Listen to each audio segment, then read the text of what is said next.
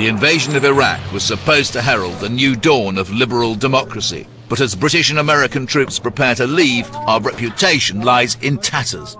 We have essentially taken that pillar of our power which matters most, our own integrity, and stomped upon it, violated it, and murdered it.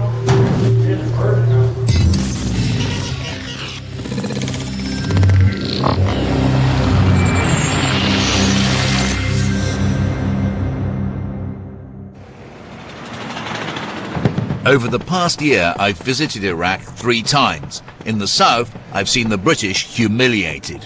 Far from handing over to a democratic and peaceful Iraq, the British have been driven out by local militias. We're looking now at a conservative Islamist government, which has strong elements of corruption, strong elements of violence and intimidation. On my latest trip to Baghdad just 3 weeks ago, I found the Americans preparing to follow the British out the door. Time for us to leave, I think. But what sort of country are we leaving behind? Gunmen still menace the streets, and political progress is stalled. Is the legacy of our involvement in this war to be a return to civil war and the end of America's ambition to lead the world?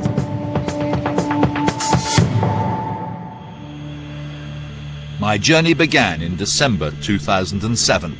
Foreign Secretary David Miliband was travelling to Iraq for the first time. I went with him. To reduce the danger of being shot down by Iraqi insurgents, we were travelling in an unlit RAF plane. I wanted to scrutinise the official line that our occupation had been a success. First stop was Basra. We'd come to witness the handover of the city to Iraqi control. It's the start of the British withdrawal. The ICC report says, the majority of the people in Basra and the militias think that the British have been driven out of Basra. Do you agree with that analysis? I think that we set out very clearly when we arrived that our job in Basra and in the rest of Iraq was for Iraq to be run by Iraqis, and that is what is happening. In the refurbished departure lounge, General Graham Binns gives a speech marking the end of British control of southern Iraq. I commanded the coalition troops who entered Basra in April 2003. 4.5 years later, I have the privilege of handing the city and the province back to Iraqi control. I came to rid Basra of its enemies, and I now formally hand Basra back to its friends. With this last signature, the democratically elected Iraqi government is now, theoretically, in command. This is a very familiar scene from the end of the British Empire. British forces handing power voluntarily to the locals. But don't be deceived by the official narrative. The British maintain that Basra is stable and that Iraqi security forces are in control. It had a feeling to me a bit of end of empire, handing the power back to the locals. Did it have that to you? I feel today is about Iraqis standing up rather than Brits stepping down. I've been told today, don't use the word compromise. That political compromise has terrible connotations here, but we've got a political agreement, a political consensus maybe, that allows people to see politics as the way in which they divide the spoils rather than violence. But for some of those who worked in Iraq, the handover is seen in a different light. Rory Stewart was a coalition deputy governor in the south. The aim was to get out. And of course the only way that you can get out as a politician is by declaring a victory. I think privately the politicians and the government acknowledge that this was a catastrophic decision and that if they had it again they wouldn't do it. But they don't have much alternative other than to say, well, we came in to do what we wanted to do, we've achieved those things, there's no point hanging around and we should get out. The British came in and bragged on themselves for not wearing their helmets and soft caps, and they had this new approach that they learned in Northern Ireland. They're going to make friends of all these Shiites down there. And those of us that knew much about Iraq laughed at that at the time. And pretty soon they found themselves completely penetrated. The police they put together were just a melange of militias that they didn't even know existed. The next thing you know, they're shooting it out with their own forces. And as I see it now, they essentially retreated to an airbase, encircled themselves, and turned it over to the Shiite militias. Now, that's not much of a performance.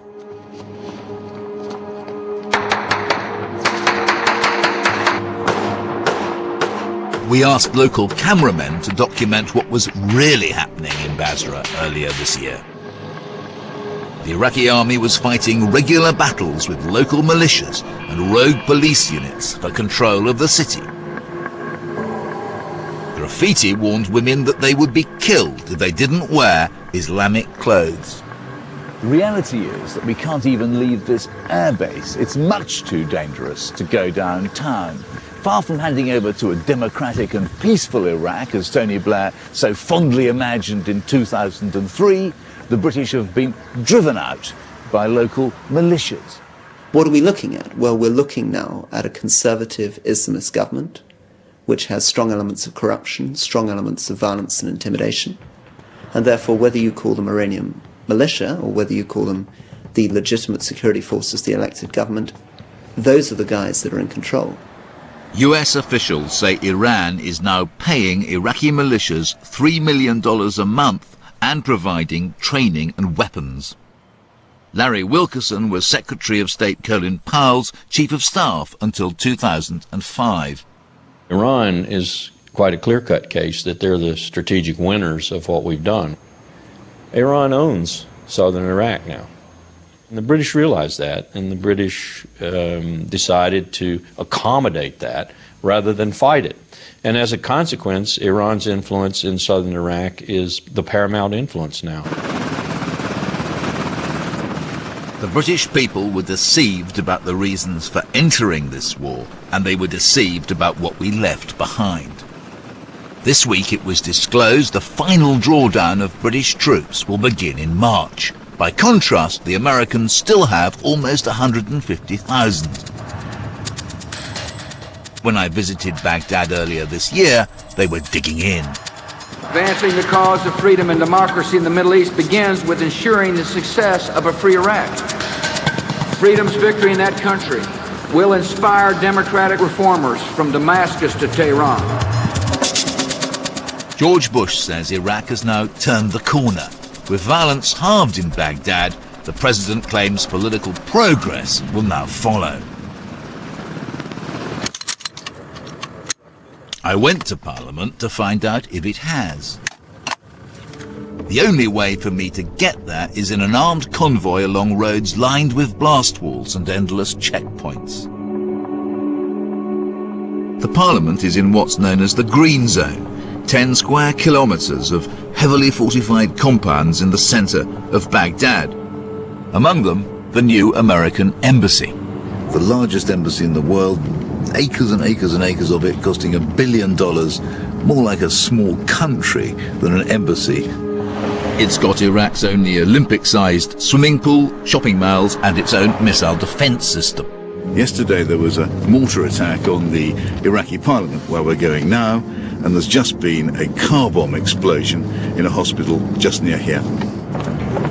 Democracy came to Iraq in 2005 with the first post-Saddam elections. More elections are planned for next year. But how well is this democracy working? Because of threats to kidnap or murder people who work here, filming is restricted. We're confined to the media room and filming other journalists. The only way to watch Parliament itself is on a television. The big disagreements are edited out. But this Parliament is riven with sectarian rivalry between Sunnis, Shia and Kurds. They can't even agree on the simplest of things. I'm here on a day when the Iraqi MPs are debating the design for a new national flag. It's been a heated debate, and in the end they seem to be settling on a temporary expedient lasting just for 1 year. The Americans wanted 18 key pieces of legislation agreed in Parliament by now. Only 2 had been passed. This Parliament was meant to be the centrepiece of George Bush and Tony Blair's gleaming new Iraqi democracy. Well, it's quite incapable of providing a functioning government. As I speak, more than a dozen key ministers have vacated their posts. Meanwhile, the Speaker is threatening to dock salaries because so few MPs are turning up. This is not a Parliament which works. There were over 20 assassination attempts last year of politicians on their way into Parliament, so it's not surprising that many of them have hired protection. Adnan Dulaimi is a leading Sunni politician. 2 car bombs were found in his backyard recently, while his militias have been accused of sectarian killing. There is no truth that some of your personal security detail, your private militia, some would call it, have been involved in sectarian killings. أعتقد أن كل الحمايات مخترقة وتنقية الحمايات وتطهيرها أظن أمر صعب جدا. رئيس الوزراء نفسه قال لي أن أبناء عمومته معه في الحماية أرادوا أن يقتلوه. الحكومة والأمريكان لم تستطع أن تقضي على الإرهاب ولكن نحن وقفنا في وجه الإرهاب. Round the corner is the office of Bahat al-Araji, a leading Shia politician. He helped to write Iraq's constitution, but he's skeptical about Iraq's new democracy. Who, in your view, is the real government of Iraq at the moment? الحكومة العراقية بموجب الدستور وموجب القوانين العراقية هي التي تدير البلاد، لكن من الناحية العملية هذا غير صحيح. الملف الأمني على وجه التحديد لدى القوات المتعددة الجنسيات. So where does that leave Iraq? To find out, I accompanied David Miliband when he visited Prime Minister Nouri al-Maliki. Behind the scenes, the British and Americans had lost faith in al-Maliki because he was seen as too weak to manage Iraq's warring factions and too close to Iran. This is Iraq's Downing Street. We're in the anteroom of Prime Minister Maliki's official residence. But how far his authority really stretches beyond the very heavily guarded gates 100 yards down the road is a very arguable point. Almost 6 years after we invaded and the British are on their way out, the democratic experiment is failing. In part 2, we'll find out who's really in control. I've come to Baghdad to assess the situation. I've joined the US 64th Armored Brigade on patrol. The city is now broken up by thousands of miles of peace walls separating the warring factions. The most murderous fault line in post-invasion Iraq is the sectarian divide between Shia and Sunni. We're actually on this fault line at the moment. At its worst, there were almost 2,000 sectarian killings a month in Baghdad alone. Early last year, President Bush flooded neighborhoods like Qadra with extra troops in what is now called the surge. Violence is down very sharply. This is where we got popped at a lot. It's Captain Cannon's second tour in Iraq. When he returned in May last year, his company was suffering 10 attacks a week. One man was killed on this very spot. The area has been transformed. You ask any of my soldiers 6 months ago rolling through here, even in 1151s or even tanks, you know, they pucker up just a little bit. So what we're doing right now, walking across it, pretty big deal. Haven't been able to do this for a very long time. 2 years ago, the United States conceived the audacious idea of paying its enemies to change sides. Today, former insurgents are in charge of security in their own neighborhoods. These so-called concerned local citizens have made all the difference. What sort of guys belong to the CLCs? They come from all over.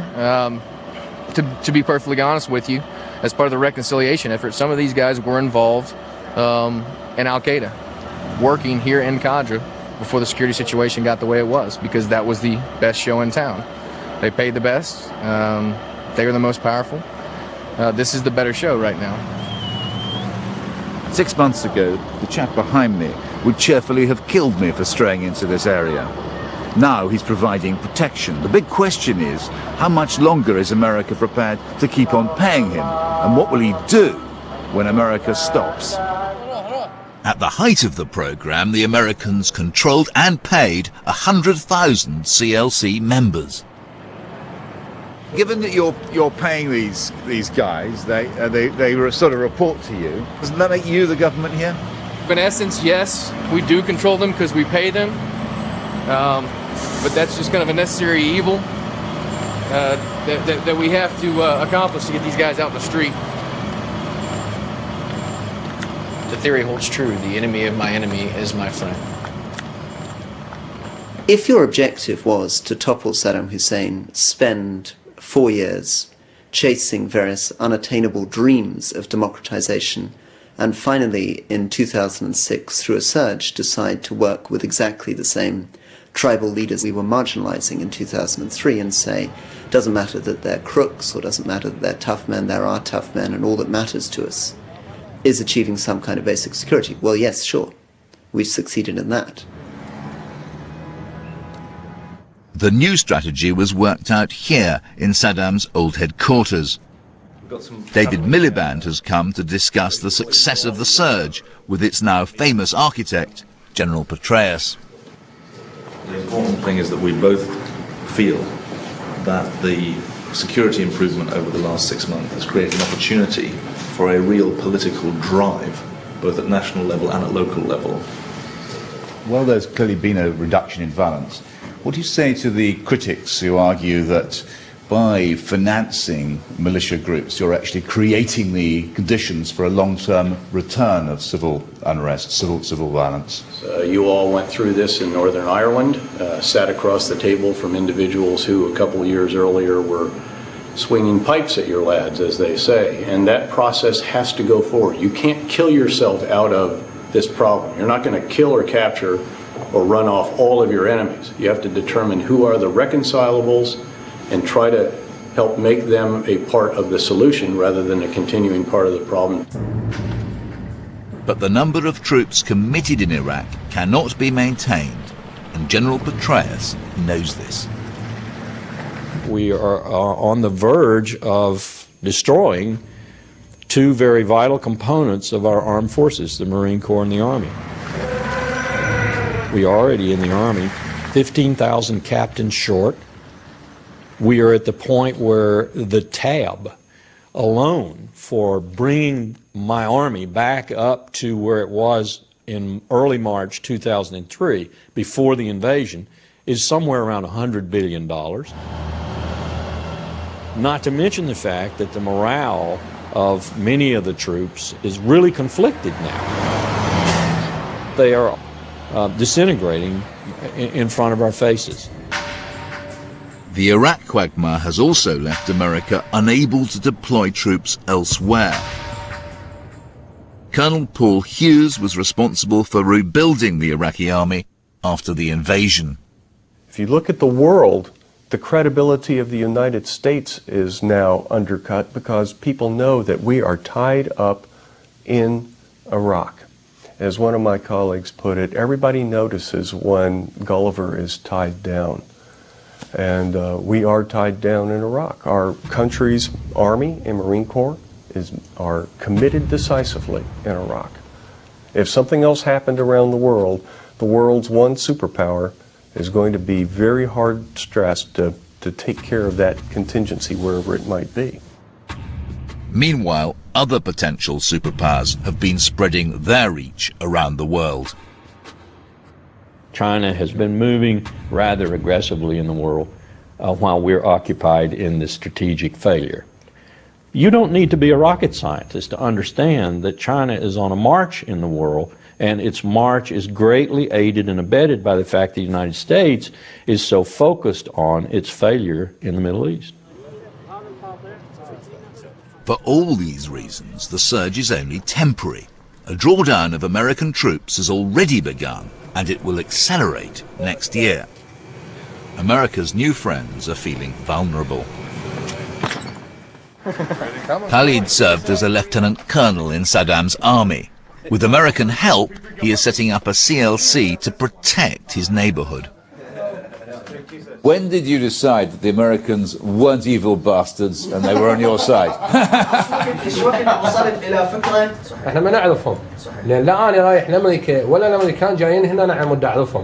There is a plan, as you may know, that in 3 months' time the Americans do start to pull out. I mean, what do you think of that plan? لا مو صحيح. راح تكسحني. فما معناتها تجيني انت جيت بوقت تلقيني ميت. ما معناتها راح نقعد ناخذ قواطع دفاعيه ننتظر الهجمه من اي منطقه. These men have put their blood on the line, all of them, and it's why we've grown very close to these men. They've been very brave, and every day they go out there, and there's a lot of risk. We can't be there all the time. I can't station troops in his house. I'd love to, but you know, we don't have the people. Just a few weeks later, 5 members of this American platoon were killed in a suicide bombing. Khalid has bet everything on the Americans, but they won't be here much longer.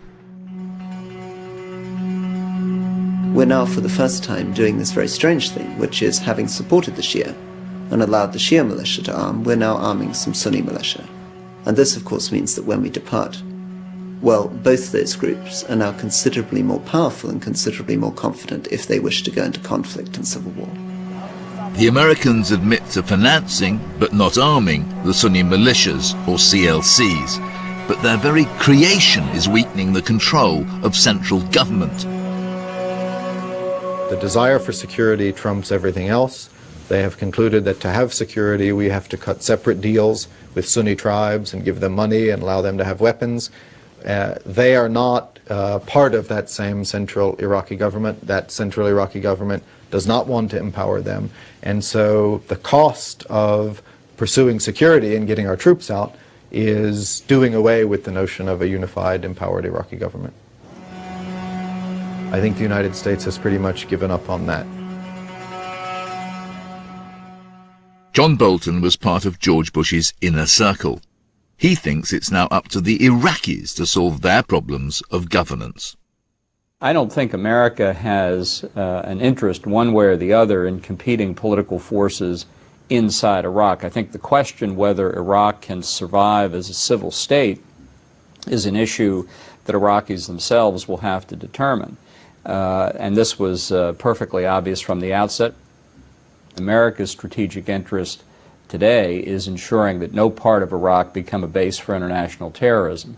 And I think from that perspective, the precise form or scope of the government or governments that replace Saddam is of less compelling interest, except to the extent it affects that strategic objective that I've just stated, keeping the terrorist from establishing a base of operations inside Iraq.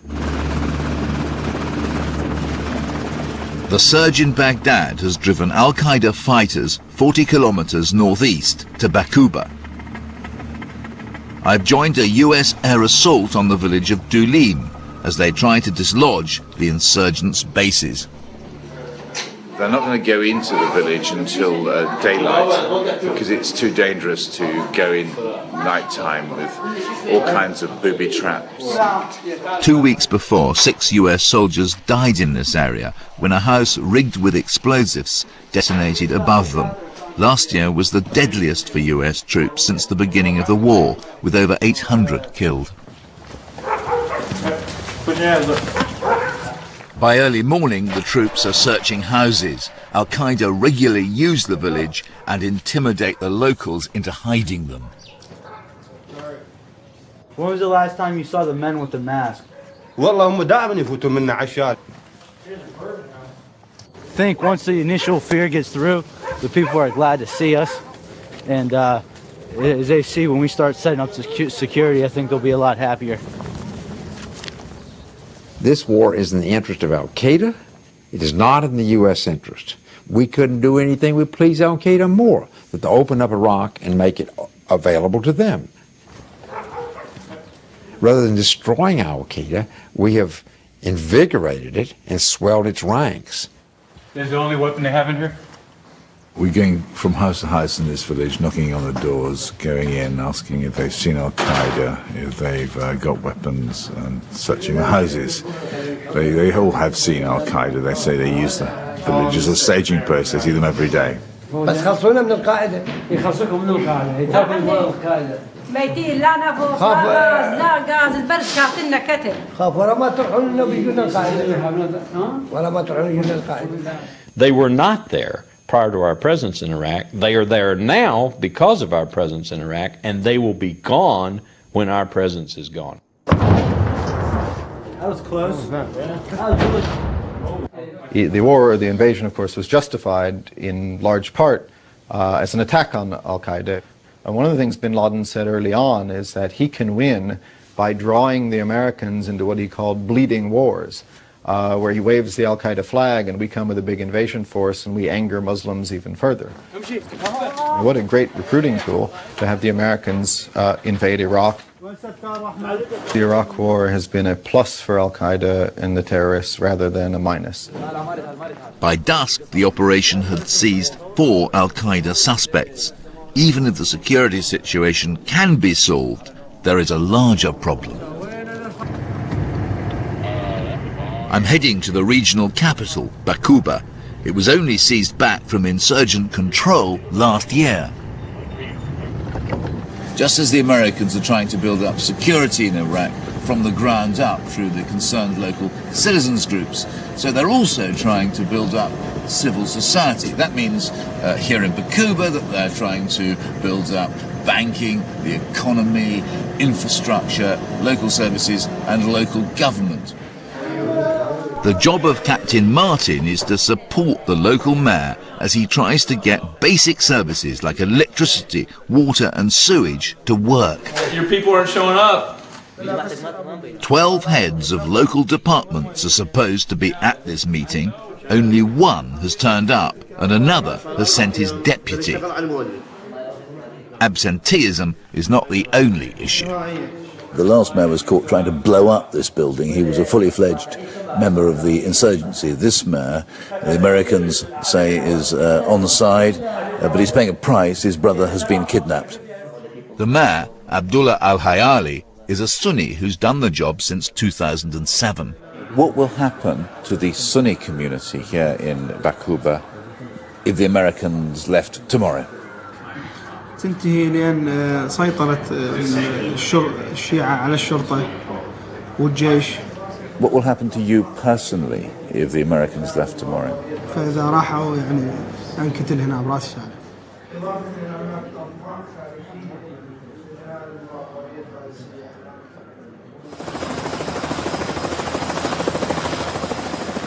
On the final leg of my trip with Foreign Secretary David Miliband, I flew north to what the Iraqis delicately term the Kurdish region, and into a fully fledged international crisis. Hours before our arrival, Turkey had sent troops over the border. Half an hour's drive from the airport in Kurdistan is the heavily guarded border with the rest of Iraq. The Kurds are sitting on $2 trillion worth of oil, and there's a looming war between the Kurds and the government in Baghdad about who owns it. Here is one of the primary fault lines which divides post-invasion Iraq. Just 10 minutes down that road is the insurgent stronghold of Mosul. One can't go a foot further down that road without massive security protection. For now, the Kurds are protecting their area with a string of security posts stopping Arabs from coming in. Kurdish self-interest is what counts here. The Kurdish leader, President Barzani, is now making his own oil deals with foreign companies in defiance of central government in Baghdad, as David Miliband is all too well aware. We believe that the next year will be a critical year in the development of a post-Saddam Iraq. The prospect of these Kurdish oil deals is fueling a bonanza. Foreign investment in the last 2 years totals more than $15 billion. The Kurdish region is booming, it's prosperous, it's one giant success story. But don't think for a moment that this prosperity is a model for a united Iraq. Our invasion has caused the de facto breakup of Iraq. The Kurds have their own economic policy, their own border, and a disciplined national army to keep Arab insurgents out. They have effectively cut themselves off from the rest of the country. In part 3, I return to Baghdad. As the Americans prepare to depart, what sort of government are they leaving behind? And is the chaos and violence set to return?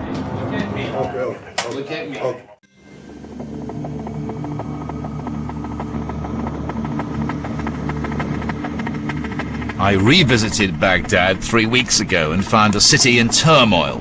The Iraqi parliament had just laid down the timetable for an American withdrawal.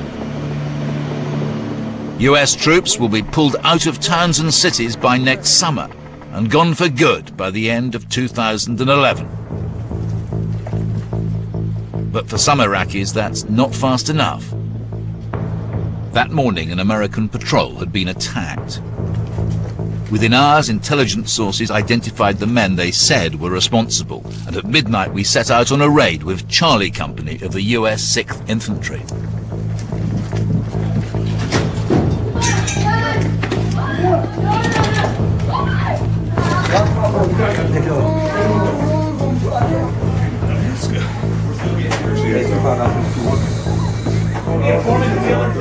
This was one of 3 simultaneous raids across the city. In all 3, it was the Iraqi Army, or IA as the Americans call it, that took the lead. All 3 raids worked, did they? All three simultaneous went in the house, and all 3 we found the guy. So IAs were right there with us the whole time, and went real well, I think. You saw it right here, the IAs kicked the door in, immediately found the guy. Yeah. So, I think the IAs are really picking it up now. It's time for us to leave. I think IAs got it. It's important that the Iraqi army led on this operation, and it was them who knocked the door down, them who charged the house. It shows that they're getting more and more accomplished at counter-terrorism operations of this kind. That's it. The war's over. The Iraqi army now totals close to 150,000 men. There are more than 250,000 policemen. In recent months, the Iraqi government has grown more and more assertive.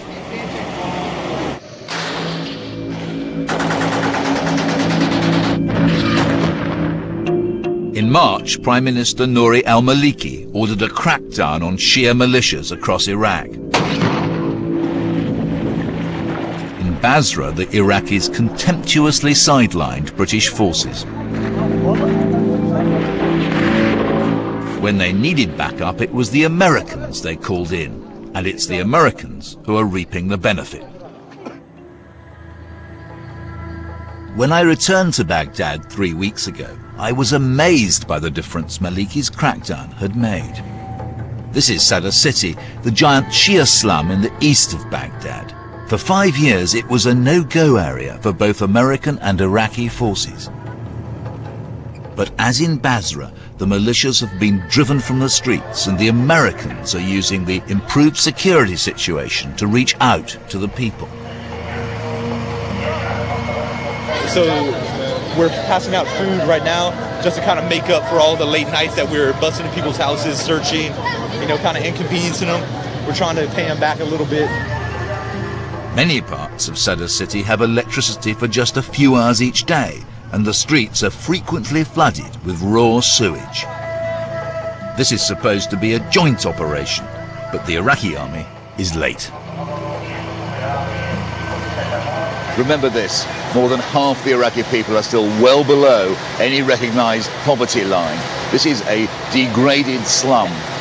The Iraqi government is failing to sort this problem out, and it's being left to the Americans. This augurs terribly badly for when America finally leaves Iraq. The Iraqi government may be starting to deliver on security, but it is not delivering on much else. القوى السياسية حاليا همها الوحيد في المحافظة على كراسيها ليس إلا يعني مبتعدة عن أحوال المواطنين، مبتعدة عن ما يعانونه. يعني عكس الجانب الصديق شفناه ده يهتم بالمشاريع الترفيهية بالمشاريع الخدمية بتوزيع المساعدات. Many believe that Sadr City is being punished for having supported anti-government militias. The truth is that the central government of Nouri Maliki has been incredibly slow to meet the pressing infrastructure needs of Sadr City, and many people here believe that this is being done for nakedly political reasons. While this kind of vindictive sectarian policy continues, there's going to be always a threat of a return to violence and a grave doubt about whether Iraq can ever become a united state. Iraq's infrastructure remains a shambles, and with 15,000 Iraqis held in prison without charge, the justice system is also chaotic. That evening we went out with the 1st Platoon of the US 6th Infantry, collecting testimony against a local arms smuggler called Mustafa the Black. Under the new agreement, the Americans must present evidence to an Iraqi judge if they want to keep people in prison. This is a massive shift towards a fair system of justice. But tonight they find themselves up against a brick wall. It turns out Mustafa the Black's neighbor doesn't want to give evidence against him, even though he's a policeman. So he basically threatened him, and that's why he's scared. Okay. He doesn't know the name of the person that gave him a phone call and threatened him? No. The oldest male in the family is a member of the National Police, which is actually a counter-terrorist organisation. And they want him to testify that he's seen Mustafa the Black carrying weapons, which he has, but he's very reluctant to come and do so, go to the Iraqi Army HQ, because he's frightened. He doesn't want to be compromised. The fact that an anti-terrorist policeman is frightened of giving evidence against a terrorist doesn't bode well for the rule of law here. Though the militias may have been driven from the streets, they still inspire fear. I went to see the leader of a Shia concerned local citizens group in Baida, just outside Sadr city. A former soldier, Abdul Rasul Rebeki, spent 12 years in hiding from Saddam Hussein. After the invasion, he was determined to stand up to the militias. عرضوا قسم متطوعين عندنا 2 استشهدوا عندي 6 من زملائي اختطفوهم ورجعتهم القوات الصديقة والجانب العراقي اختطفوهم على الفور. He believes the insurgents are simply lying low, biding their time, waiting for the Americans to leave. والله أنا ما متفائل بانسحاب الجيش الأمريكي بعد 6 شهور. يعني عملية ترجع للخلف في تقديري يعني. ترجع مو بديش بس هو بس ترجع بدل ما نقوم ببناء راح نرجع نحارب ونترك بناء والعمار اللي نتأمل يصير. What a hand that man has been dealt by history. 12 years fighting in Saddam's war against Iran, 12 years as a renegade in hiding between 1991 and 2003, having to visit his family here in secret, now knowing that the last battle he's going to have to fight is against the militias, which are going to return when the Americans go. The Iraqi state remains weak. It will only survive if it can reach out to groups like the Sunni concerned local citizens I filmed with earlier in the year. 2 months ago, the Shia-dominated government took responsibility for these groups from the Americans. The idea is that the Sunni fighters will be absorbed into the police and army or found other government jobs. But the government is dragging its feet, and there is rising anger among the Sunni minority. Omar al-Jabouri is a leading Sunni politician. فكانت جهود الدولة في هذا الجانب جهود لا تتناسب بالحاجة إلى وجود هؤلاء العناصر. هذه التحديدات ليست من مصلحة تحقيق الأمن، لأنه عندما يتم تسريح قسم من هؤلاء سيعود ثانية إلى الشارع رجل عاطل عن العمل، لا توجد لديه موارد، ومن ثم ربما قد يكون مشروع للإرهاب أو العنف مرة ثانية. This was precisely what happened in 2003, when thousands of young men joined the insurgency after the Americans disbanded Saddam's army. Is history about to repeat itself? I asked Nazir Al-Fayed, a member of the government and former general, what plans were in place for the Sunni fighters. 20% حسب معلوماتي يدخلون في وزارة الدفاع والداخلية، لأنه أغلبهم ما يحملون شهادات وأعمارهم كبيرة. ما كل الدولة أبناء العراق يعني كل الشعب العراقي يصير موظفين، ما ممكن. وإذا دخلت الشركات الأجنبية لإعمار العراق صدقني أكثر الموظفين ليتركون وظائفهم يعملون في الحر. I'd say to you, they may get jobs in private companies if they're lucky, but unless the Maliki government or the successor government brings in the Sunni into the army, then you are going to go back towards civil war. إذا دول الجوار وقفت موقف جيد مع العراق مع الحكومة العراقية لم يحدث ذلك. إذا ماكو حرب أهلية. Mr. Al-Fayed's attitude to the Sunni CLC seemed complacent to me, exposing the limitations of Iraq's fledgling democracy. The Iraqis have grasped the importance of majority rule for Shia. They've yet to understand the importance of respecting minorities, and until they do so, the future of the entire Iraqi state is in jeopardy. What the Americans are leaving behind is an unstable, half-formed democracy, a Shia government which does not even enjoy the support of all Shia. This is far from the goal President Bush set himself when he invaded.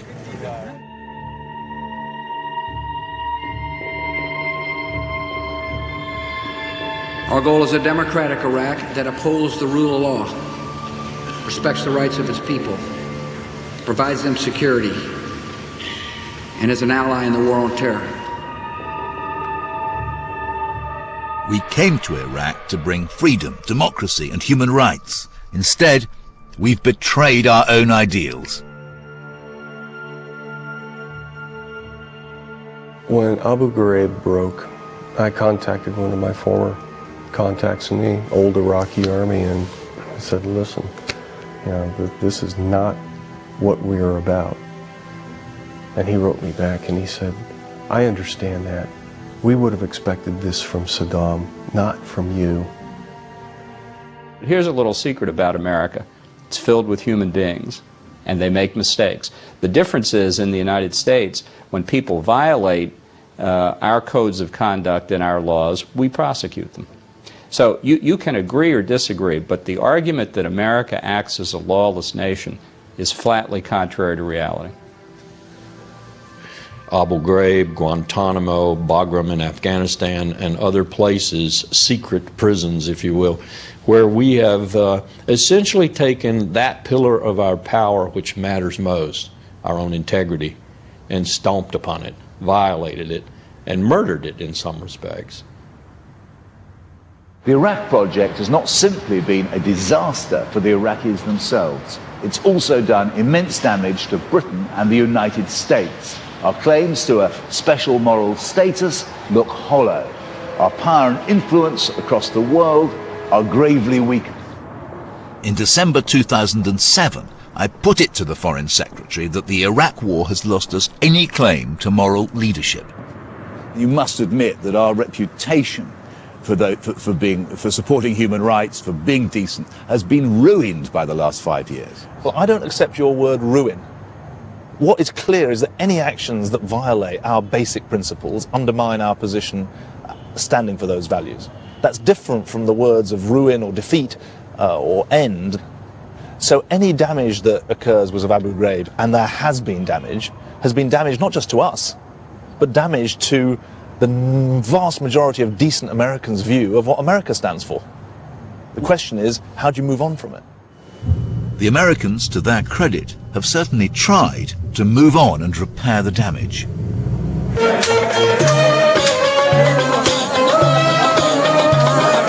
Baghdad 3 weeks ago, I found their relationship with the Iraqis in many areas had been transformed. They can now sit in cafes, helmets off, chatting to local people, scenes that would have been unthinkable a year ago.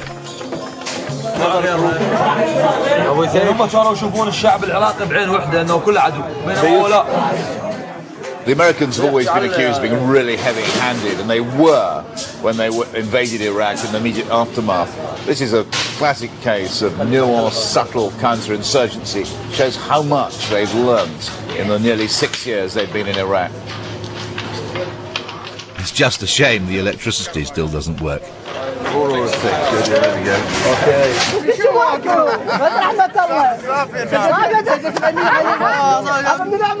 After 6 bloody years, the Americans are finally getting the hang of hearts and minds. I mean, the more comfortable that the people are with you, they're going to be more willing to exchange information. If they see something suspicious, they'll be more willing to give you a call.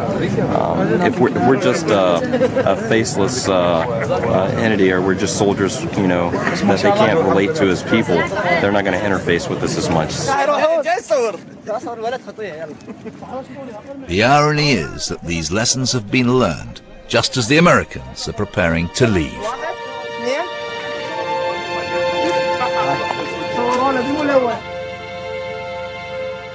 Barack Obama has made it clear there will be a refocusing of American firepower on Afghanistan as soon as he takes over the presidency next month.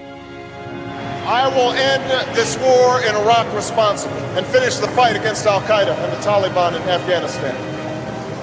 Barack Obama declared that on his first day of president, he would, and I quote, give his generals a new mission, and that is to end this war. It's a pledge which went far towards winning him the presidency. But the question is this: can he meet it without plunging Iraq back into chaos? As American troops gather to celebrate Thanksgiving, they know the improvement in the situation here is desperately fragile. The urge to be home is palpable. How much longer have you got? I believe 3 months. We have like 79 days and 2 hours. This conflict has cost America more than 4,000 dead and 30,000 injured. Countless Iraqis have died. But not one of the fundamental issues confronting this country has been resolved. The surge was meant to provide a space for negotiation, but almost 6 years after the invasion, there is still no agreement on how to divide up oil revenues among the different groups. There is still no final constitution. Until the fundamental question of the balance of power between Shia, Sunni and Kurd is resolved, there can be no long-term peace. The Iraq War has been an epic tale of arrogance and incompetence. It's created millions of refugees, cost the best part of $1 trillion, empowered Iran and reduced Iraq itself to civil war and to rubble. Now the United States is turning its attention to Afghanistan and using many of the same tactics. The great question is this: has America learnt the lessons of Iraq, or is it about to become bogged down in a second unwinnable war, inflicting more damage on its moral standing across the world?